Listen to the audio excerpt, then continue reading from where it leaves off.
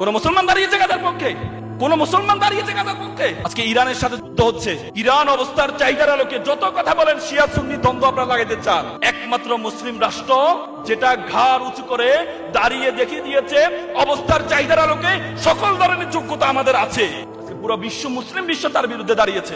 আমেরিকাকে সহযোগিতা করছে, ইসরায়েলকে সহযোগিতা করছে।